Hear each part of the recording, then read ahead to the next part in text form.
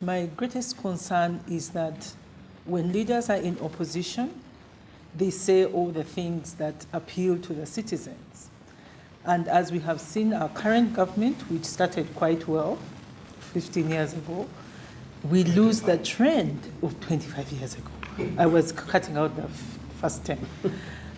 They lose the trend.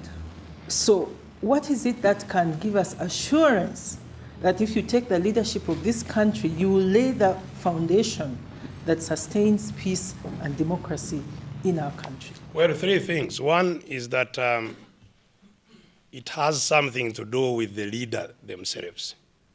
You must really elect a leader you trust, that is, that you can believe will implement what he or she says. That is the starting point, and that's why citizens must scrutinize leaders. Look at their history. Look at whether they have been engaged in deception, in manipulation, in cheating, in whatever. I think that is important to know the leader you are trusting with power. Secondly, is that the guarantor for governments to perform according to their promises must be that of the citizens, demanding performance.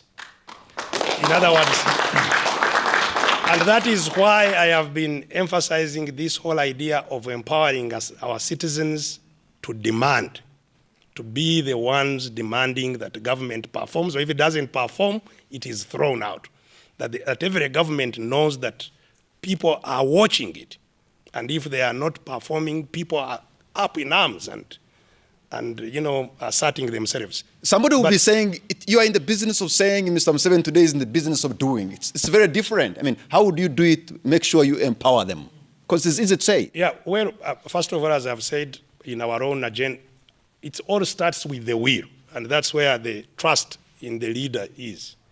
The leader must be able to be trusted to say or do what he says. But secondly, in the agenda, we have an agenda for civic education, which is, I was telling you, cannot be left simply at the civil society organization. So we must empower citizens by getting civic education, getting adult education, so that everybody can participate meaningfully in the political life of the country. But finally, one of the things we still insist on is that in our case, I think it will be very useful to reinstate term limits.